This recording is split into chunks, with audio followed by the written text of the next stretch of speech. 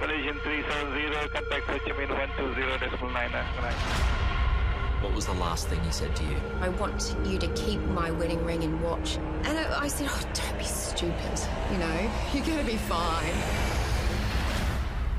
Sorry. Tonight, finally, the incredible truth of MH370. So do you know where it is? Yeah, I'll bet my house on it. Step by step. The whole rubber jungle comes down. Everybody's got a mask. The mystery decoded. You lose what's called useful consciousness. A significant height variation was recorded. Was that the moment we can assume that the passengers were killed? The experts and the shocking new evidence. Did they ever mention fire on board, hijack, terrorism? A revelation from a Prime Minister. I want to be absolutely crystal clear. That will send shockwaves around the world. It was understood at the highest levels that this was almost certainly. If that's true, then that would have to point to some kind of cover-up. A jaw-dropping bombshell. We also tracked down the mystery woman, a woman about 20 years his junior. Maybe he wasn't a good family man? 2 days before the flight, she sent him a message. For the first time, the government says it looked at all possible theories. Well, they haven't. The answer to the question. Where is the wreckage? The whole world is asking. This is a piece of a seat from the main cabin I'm holding right in my hands. Good night, Malaysia 370.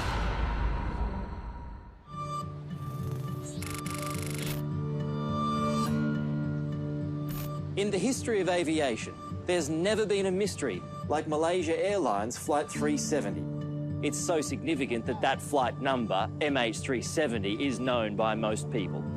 It was a modern passenger aircraft that took off from this runway in Kuala Lumpur on the 8th of March 2014 and simply vanished from the radars with its pilots, its crew and its passengers on board.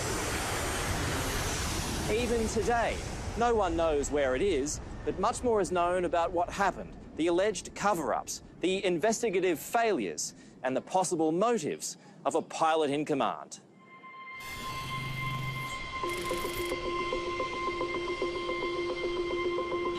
It's a balmy evening with a moonlit, cloudless sky, and it's business as usual at Kuala Lumpur International Airport.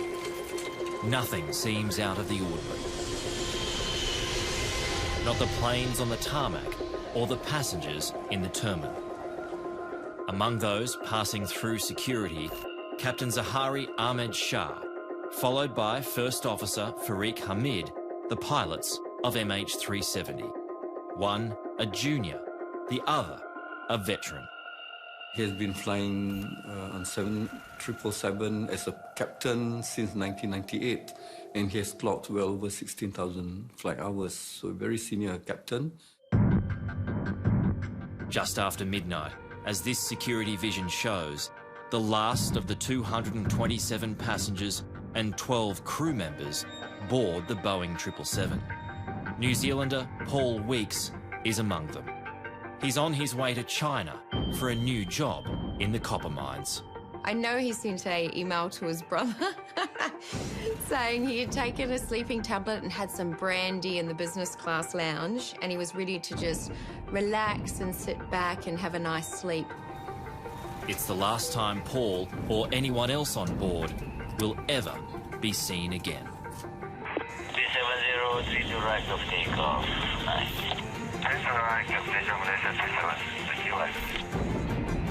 At 12:42 in the morning, local time, Malaysia Airlines Flight 370 leaves the runway.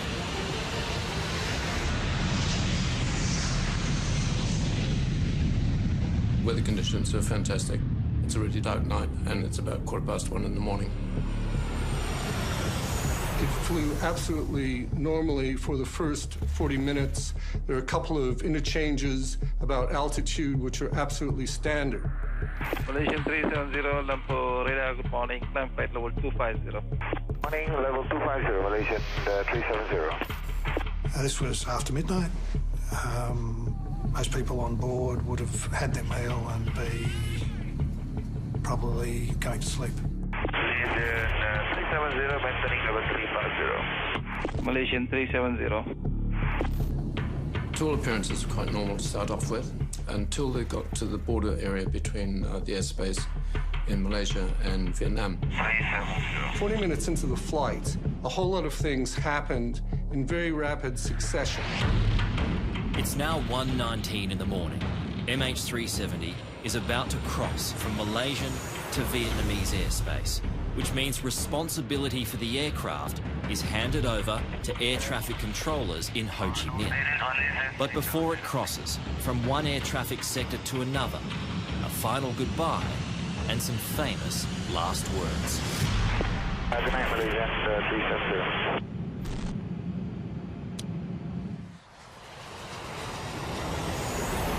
Good night, Malaysia 370 were the last words heard from anyone on that flight. And at the same time, the plane disappeared from radar screens. It's 2:30 in the morning, an hour after the plane disappears, and an urgent call is made to the crisis coordinator of Malaysia Airlines. The ops manager told me that we have lost contact with MH370. How are you feeling at that point? I felt that something is seriously wrong. So immediately I triggered a code red alert. Code red. Alert, yeah? Fuad Sharuji has worked for Malaysia Airlines for 43 years. An early morning phone call isn't unusual, but a lost plane certainly is. The aircraft was supposed to land in Beijing at 6:30 a.m. So were you still hoping that MH370 would still arrive in Beijing? Yes. 6:30 a.m. in Beijing, when the plane should have landed. Delayed, flashes on the arrivals board.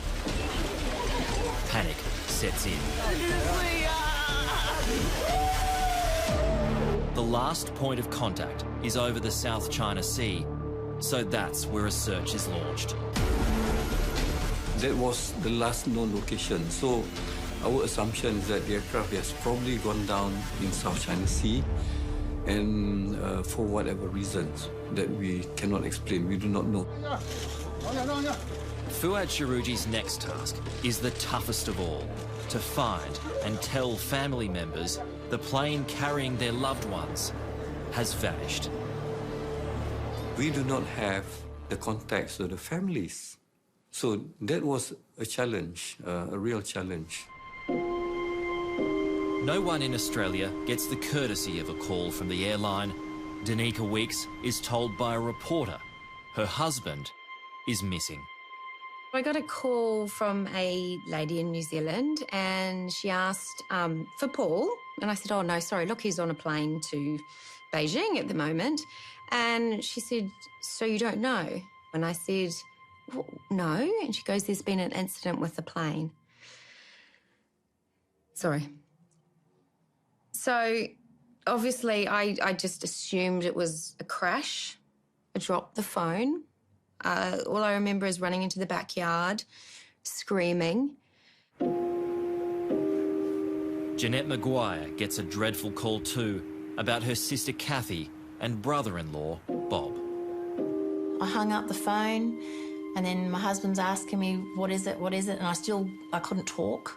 And I was just the TV, the news, and then it was all over the TV. Relatives are staying close to airports in Beijing and Kuala Lumpur, awaiting any word of what's happened to their loved ones. And they had the simulation of the flight on the screen. It was due to land in Beijing at 6:30 a.m. And my two boys were just looking at us like, what's going on? And I've said, that's Cat and Bob's flight. No news, no nothing, so still waiting. And I went outside to ring my sister Eileen. And as soon as I heard her voice, I lost it. I went from this very controlled person to, I was screaming, absolutely screaming into the phone.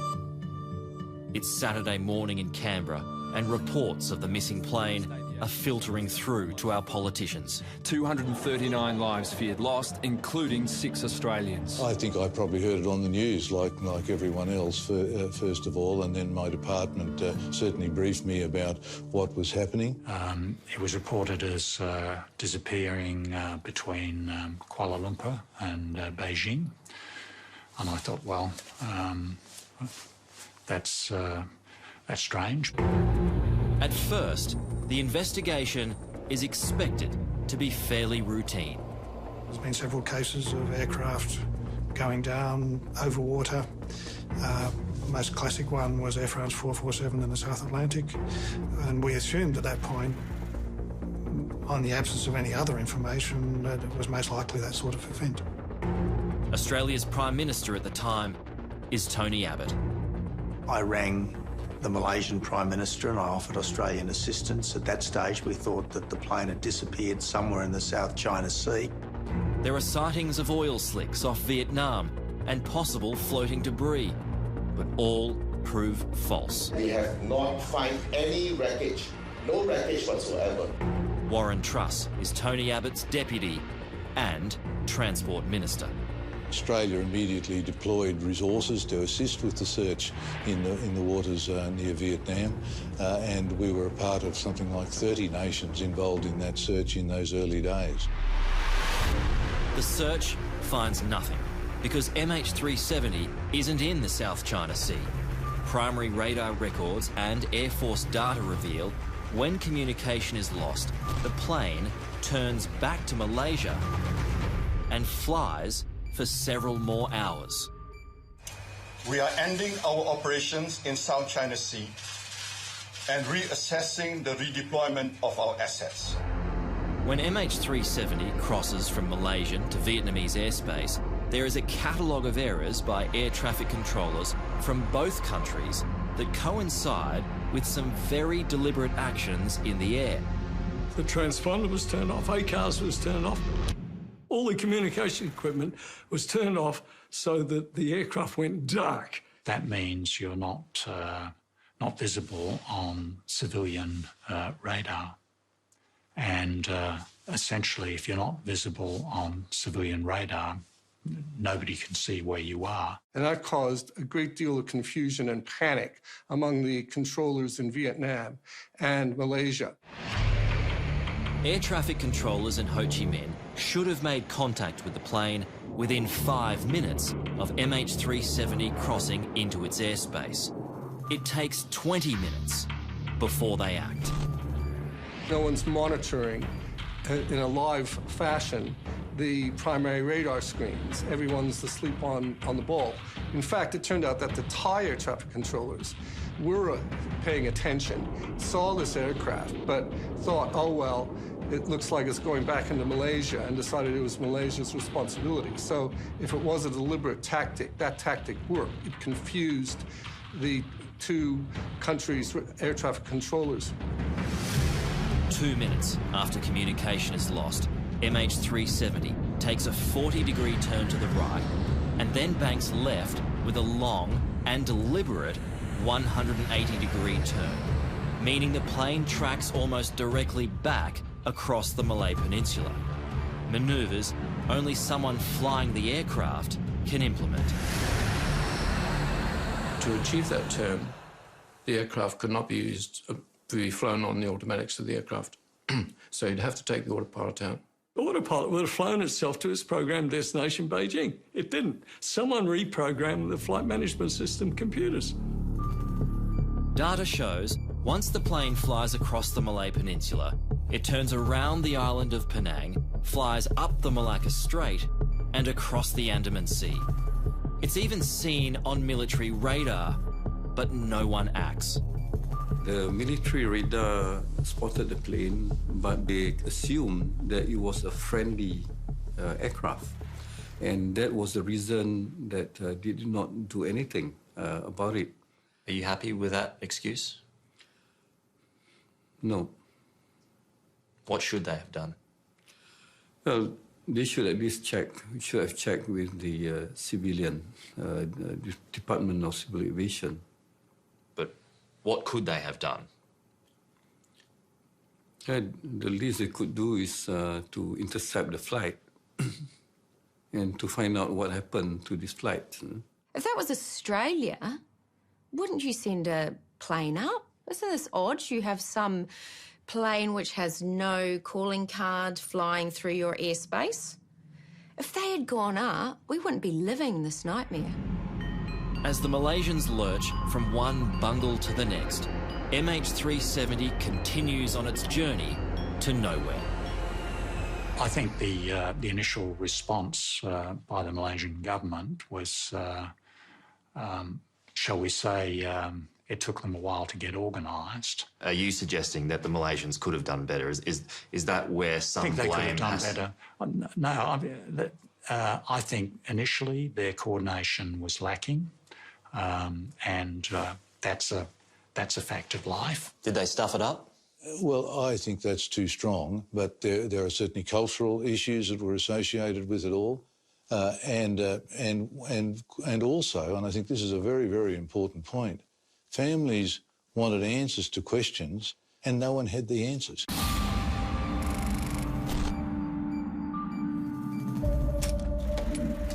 When MH370 first disappears, terrorism is immediately suspected. But could it be one of the pilots or one of the passengers? In the government's official report, it referred to the potential of a third party being involved. What was the third party, or who was the third party? The third party could be anyone else apart from the crew who actually entered the cockpit and took control of the aircraft. What do you think the chances are of that? Well, there is, again, another probability. There is a possibility that it can happen. This idea is seriously considered. There are 2 Iranian citizens travelling on false passports. But that possibility is discounted by experienced pilot Byron Bailey. Well, you're saying in that 2 minutes from when the captain said goodnight, we'd had to get past the cabin crew, through a locked reinforced door, overpower the pilots, remove a pilot from his seat, get in the seat, turn everything off, and then commence a manually flown turn. And he would have to have been a very, very experienced Boeing 777 pilot to do that, all within 2 minutes. Not possible. Not possible.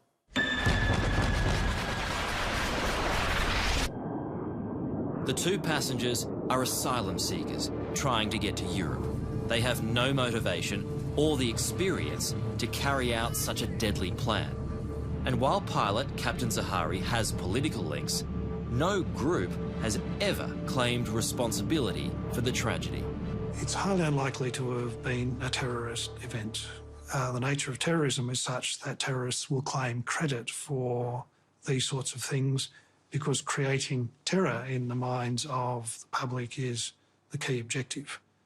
No one has claimed any credit, no terrorist organisation.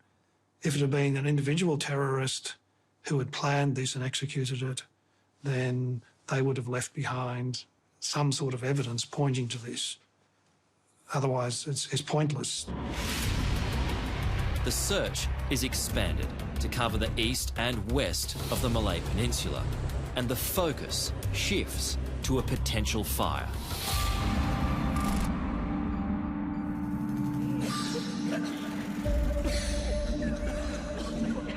The second theory is that there was an onboard fire. The captain made some attempts in this partly burnt out cockpit to try to fly it, but some controls were burnt out, the communication systems were burnt out, and he tried going this way, that way, but eventually he ran out of oxygen or just decided that the case was lost and turned the aircraft south, where he knew when it crashed no one was going to be hurt on the ground. So it was a noble attempt to move the plane away from land. That's right. So that only those on board would have died. That's right. On the 2nd of September 1998, Swiss Air Flight 111 crashed into the Atlantic Ocean off Nova Scotia. Gee, it's hard to believe that's all that's left of a seat, huh? It was brought down by a fire which started in the cockpit and rapidly spread until the aircraft lost control. All 229 people on board were killed on impact. It wasn't anything anywhere near recognisable as a flap or a flaperon in that crash. It was just millions of small bits. In their own unfolding crisis, Malaysia Airlines considers the possibility of a fire on board MH370. Maybe the plane is continuing as a so-called ghost flight with nobody at the controls. I believe that there was fire on board the aircraft would have gone down. I completely rule out that theory.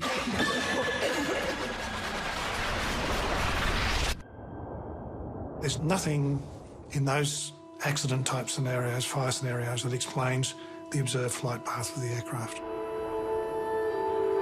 So, the search continues with feverish speculation, wild accusations, and not one credible answer.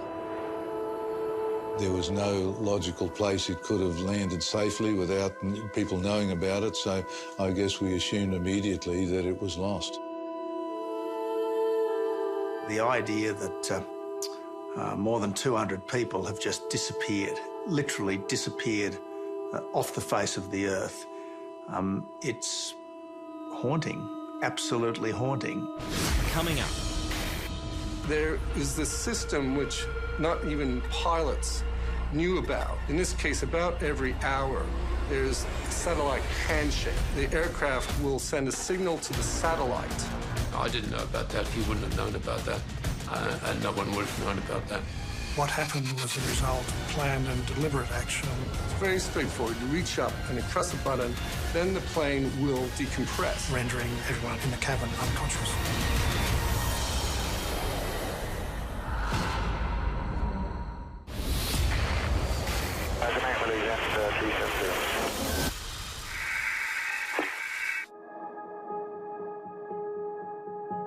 Danica Weeks was lucky in love.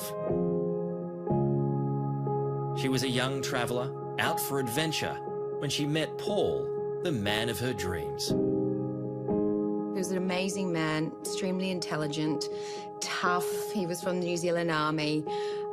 We met in the Hofbrau house at Munich Beer Fest, moved in 2 weeks later, and look, it was love straight off the bat. It may have been a whirlwind romance, but it led to a wedding and 2 little boys. Paul and Danica were together for 14 years. I'd like you all now to raise your glasses and join me in a toast to my beautiful bride, Danica. They had planned on celebrating their 10th wedding anniversary by watching this video. It was one of their many plans that would never happen. We had plans that we were going to live down the road from the boys when they were older, whether they liked it or not. And all these plans we had, and he had this amazing job, and life was good for us. It was really good. He was an incredible man. You moved in quickly. What was it about him that struck you that you thought, well, this guy's a keeper? Oh, everything about him just drew me to him. Incredible man, beautiful family man too. I knew he'd be amazing with children, and he was with the boys. Paul Weeks was on his way to China to work in the Rio Tinto copper mines in Mongolia after an induction course in Beijing. It was his first trip, and he was excited. This is Paul playing music with his young sons the day before he left. Like before he left, we were sitting outside having a glass of red wine together in Perth, and he said to me, I am so happy right now. He said, I have you, I have the boys, I have this amazing job that's ahead of me. He was so excited, and that's the one thing I hold on to. Paul would still be alive if he caught the plane he was supposed to.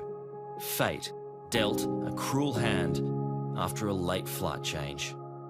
At first, he was booked on Cathay Pacific, and it was only a day and a half before he got on the flight that it changed to Malaysian Airlines. What was the last thing he said to you? when he was heading off to Mongolia, he said, look, I can't wear my wedding ring and watch on site. Obviously, they're not allowed to, working with big machinery. And he said, so I want you to keep my wedding ring and watch and give the ring to the first son that gets married and the watch to the second son.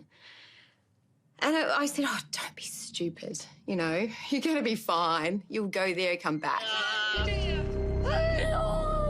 On the 8th of March 2014, MH370 disappears. It triggers one of the biggest searches in history, from the South China Sea to the Andaman Sea, a search that's about to expand into uncharted territory, thanks to an unknown satellite.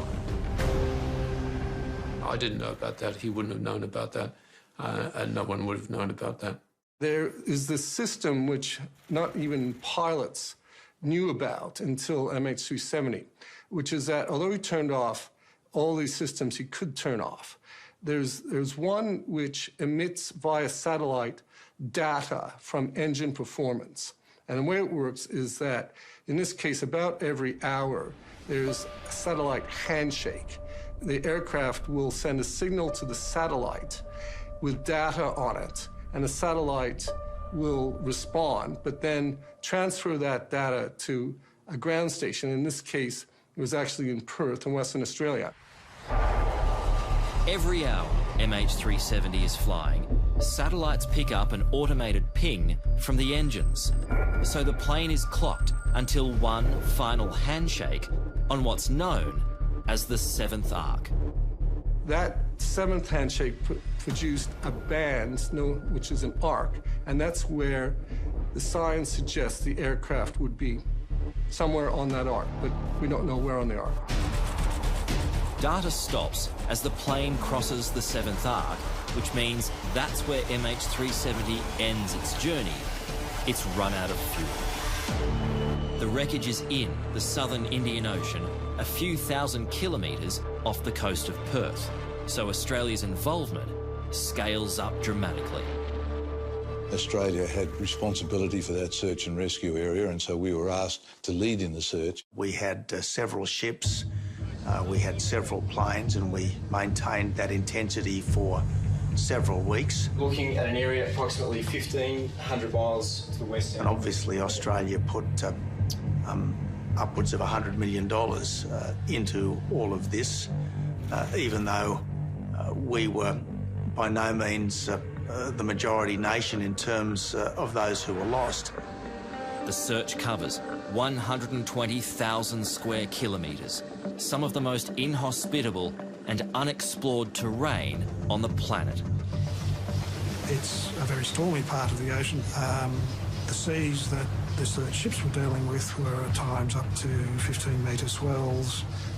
We're talking about an area of the Indian Ocean that's of the order of 4 to 6 kilometres of depth. The ocean floor itself is uneven, hills, mountains, valleys, extinct volcanoes, major fault lines, and all of this obviously in the dark. 21 aircraft and 19 ships are dispatched to the area using highly advanced underwater sonar equipment. If there is anything down there, we will find it. We owe it to the families of those people to do no less. It becomes the biggest search in history, and it needs an experienced coordinator. A call is made to Sir Angus Houston. I spent my whole life looking for people who were lost from time to time, so I said yes. I didn't hesitate. But the veteran military commander dampens expectations early. I didn't see how we could possibly find it, given the information that was available at that stage. If we look at Air France 447, the last known position was basically precisely known, and it took them 22 months to find the aircraft. The biggest problem is time. 3 weeks have passed since the crash, meaning any remnants of the doomed flight have been swept away by currents. Vital clues lost to the vast southern Indian Ocean. In a visual search, your best chance of finding anything is in the first 12 to 16 days, and we were well past that point. So visually, we were in a very challenging situation. Debris is spotted, but it's not from MH370. Then, a breakthrough. 2 distinct pinger returns were audible. Significantly, this would be consistent with transmissions from both the flight data recorder and the cockpit voice recorder. It seems the mystery is finally solved. Yes, we became quite excited when they came up, most definitely. The ship's using the towed pinger locator. In coming days, Mini-subs are deployed to look for the wreckage, but nothing is found. The pings were false alarms. Again, promising leads take investigators nowhere. It's tiring and vexing work. We were really anxious to resolve this dreadful, dreadful mystery, and everything that turned up that looked like it might be a clue was a moment of excitement, and everything that turned out not to be a clue was a moment of disappointment and despondency. Here's this jet, one of the most reliable jets flying, 777. It disappears, and you have loved ones aboard. Well, what happened? Well, we don't know what happened. Where is it? We don't know where it is. We're searching. We're using everything that's available to us, but we can't find it. Throughout it all, the families ride every promising high and devastating low. You know, you can only process so much emotionally and that. And it destroyed me. I mean, not as much as the day of losing Paulie, but when he went first missing. But that hope, and then just to be dashed every time, it was just a roller coaster. By now, it's almost certain this is no accident. The innocent passengers and crew have no idea MH370 is the vessel of a sinister plan. What happened was the result of planned and deliberate action by someone who was familiar with, in detail, with the operations of a 777 aircraft. There was no one in the cabin who had the ability or experience to fly the aeroplane. So then you have to look at the flight deck, and you would say that the only person who had the ability to do that and the authority to do it would be the captain. The plan started with a communication shutdown, a manual turnback, and then cabin depressurization. It's very straightforward. You reach up and you press a button, and that will mean that the compression, which comes from power from the engines, is switched off. Then the plane will decompress. The aim of such a move is usually to extinguish a fire, but in this case, to neutralize everyone outside the cockpit. I have no basis for disagreeing that if this was a planned event, that there would have been an attempt to find some way of rendering everyone in the cabin unconscious. The whole rubber jungle comes down. Everybody's got a mask, you know, and people are pulling it down, and people are making sure they're putting it on, a mask on their children, and so on. They're waiting for the cabin crew to actually sort of tell them what's going on. What passengers wouldn't have known is they each had about 12 minutes of oxygen, ordinarily enough air to survive on, while the plane drops to an altitude where they could breathe normally again. But on MH370, military radar discovered the plane actually increased its altitude, so passengers quickly ran out of air.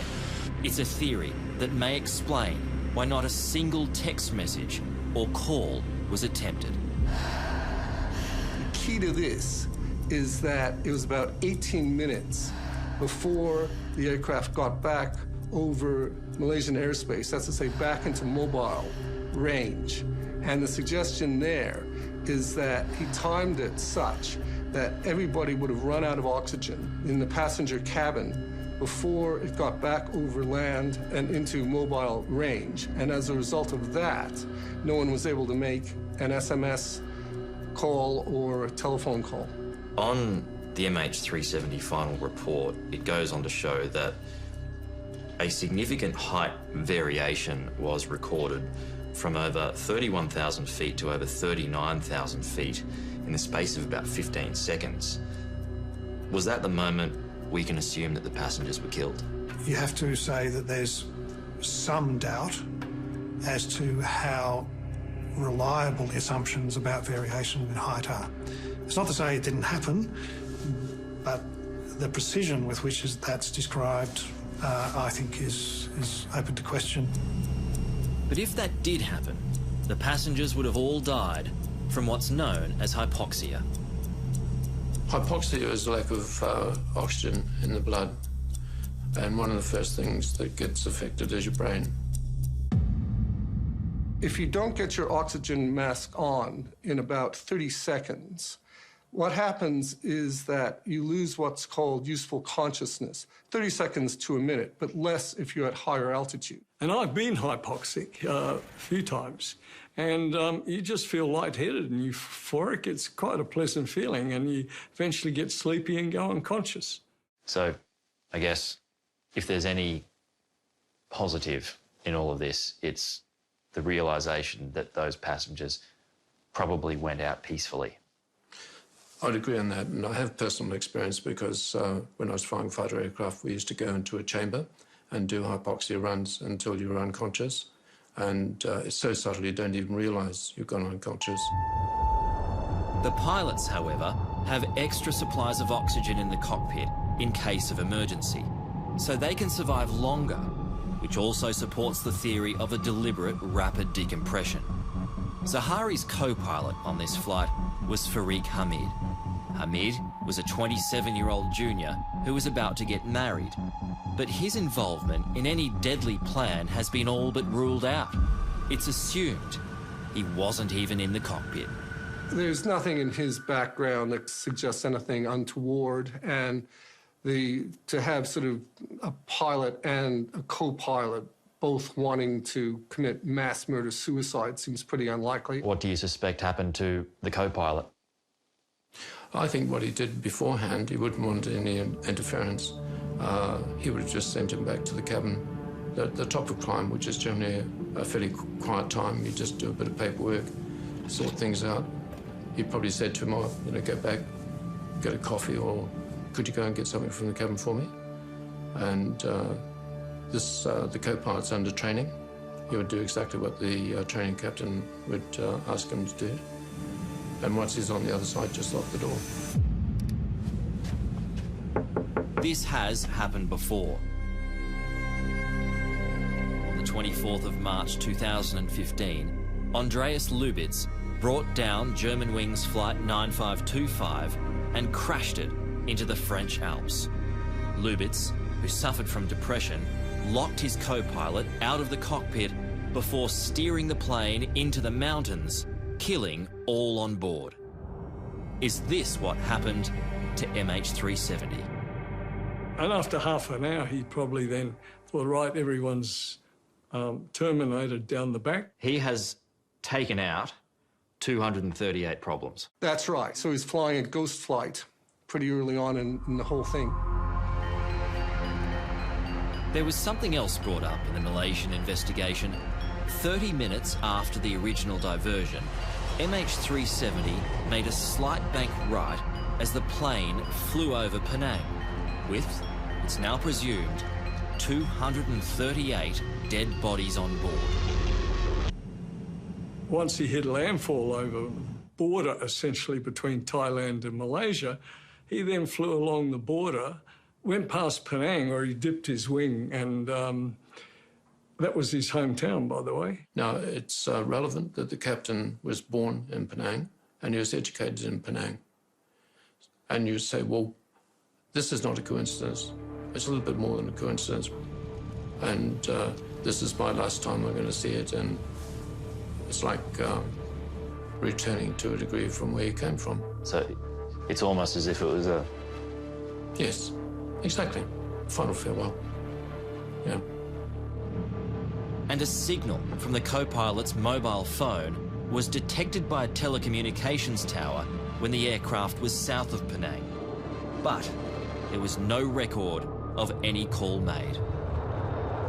And so the question is, he would have turned his phone off like everybody else. So why did he turn it back on? And the question is whether or not he tried to maybe turn it back on to make a call, but like everybody else, passed out from hypoxia before he got back over mobile coverage. But despite what seems like a compelling case, none of the relatives of lost family members see it that way. Do you feel anger towards the pilot? No, Why not? because I don't know he did it. I can't lay blame until I know the truth. Even though a lot of evidence supports the theory that it was the pilot. Correct? I can't do it. I can't lay blame where I don't know the fact.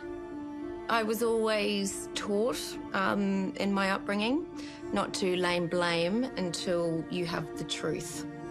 And I don't think it's fair to crucify him and his family without the truth. What do you think happened? Look, I believe there was a mechanical failure with the plane. The pilot attempted to turn it round. They all hypoxia took over and it just flew on autopilot for the next 7.5 hours. Do you ever think about what those last moments must have been like for them? I try and make them pleasant. Part of the counselling that we did was to come to your own ending, make up your own story that you want to live with. Mine was they've gone to sleep and they've not known about anything. I think they're aware of the tragedy that happened around them. Something happened, they're aware of that, but for me the ending is they've gone to sleep. Coming up. When the flaperon was found, how did you digest that news? I was relieved that they'd found something, that, okay, we're on the way to find them now.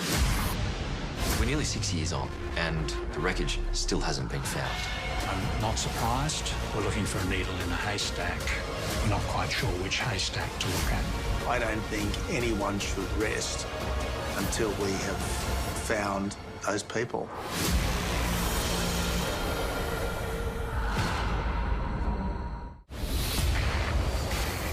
Malaysia 370.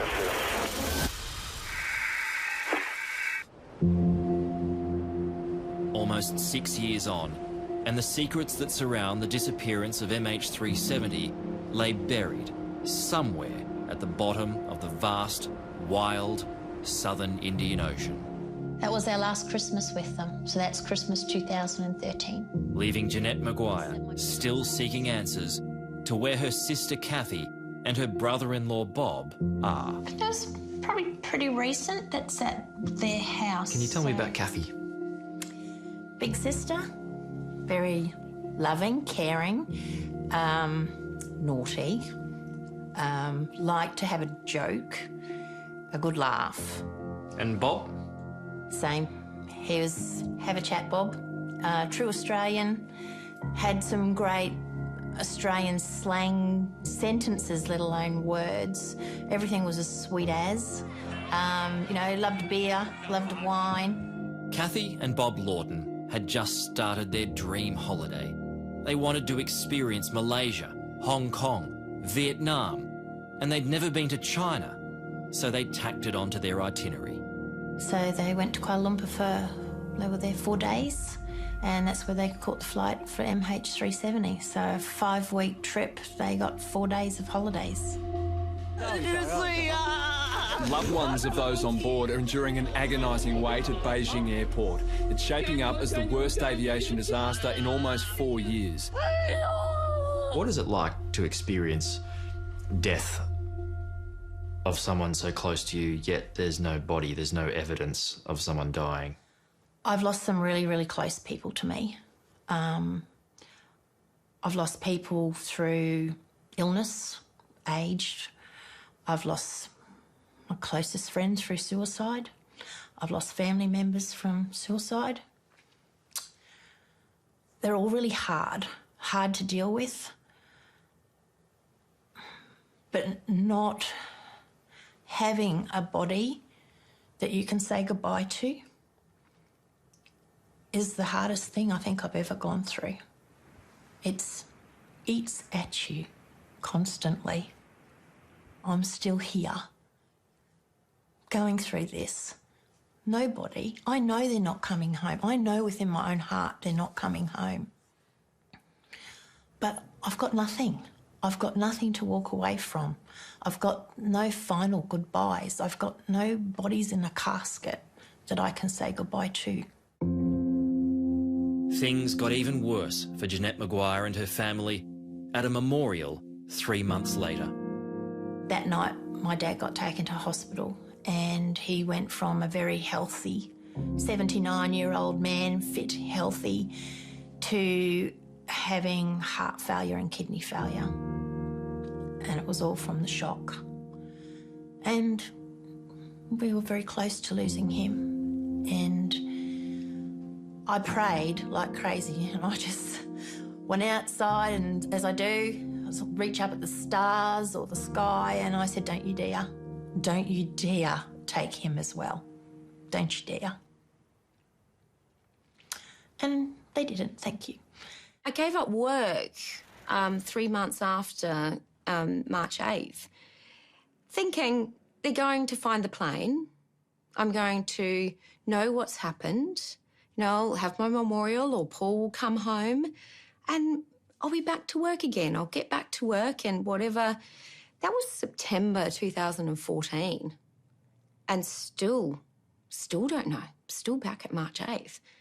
And it's the same for all of us because we're still stuck. Because there was no wreckage, there was always hope, no matter how slim, that somehow the victims might still be alive. But that hope was crushed in July 2015 when the first piece of the plane was found. It's clearly from an aircraft. And it washed up on Reunion Island, east of Madagascar, weathered and coated in barnacles. I was relieved that they had found something. That the proof is they're not coming home, as sad as that is. But it was a relief that, okay, we're on the way to find them now. That relief was short-lived. Very little else was ever found. On the 17th of January 2017, 1,046 days after MH370 went missing, the search was called off. This has been an extraordinary search effort, and it's been in some of the most inhospitable oceans in the world. Not one piece of debris was found inside the search zone. I'm not surprised. The Chief of Air Force at the time said, we're looking for a needle in a haystack. We're not quite sure which haystack to look at. The agony of the unknown would go on. I spent 2.5 years of my life working on this, and when you put that amount of attention, effort, emotional connection, working with the families, all of that, huge disappointment. Kathy, Bob and Paul still remain lost at sea. And for those who survive them, pain is never far from the surface. Every morning I go out and I look up at the sky. I've done this from day one. And I always say, where are you, Kath? Where are you, Bob? Is today the day we're going to find you? And particularly this was paramount when the search was still happening. I still do this today because I know that they want to come home. I know they don't want to be where they are. They're family people and they want their family to find them. I don't think anyone should rest until we have found that aircraft and those people. tomorrow night. Tanika, I'll start with you. Just a big smile on your face now. Yeah.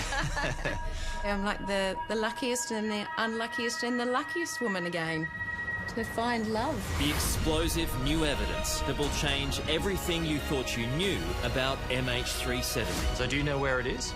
Yeah, I'll bet my house on it. Well, we know where it is. We've always known where it is. Find out what went wrong and make sure it doesn't happen again. A revelation from a Prime Minister. I want to be absolutely crystal clear. That will send shockwaves around the world. It was understood at the highest levels that this was almost certainly. What did Canberra really know? So you were told about that? If that's true, then that would have to point to some kind of cover-up. And the pilot bombshell. We'd also tracked down the mystery woman, a woman about 20 years his junior. Maybe he wasn't a good family man? 2 days before the flight, she'd sent him a message. The government says it looked at all possible theories. Well, they haven't. Where is the wreckage? Let's get out and explore it. Tomorrow night, finally, the answer to aviation's greatest mystery will be revealed.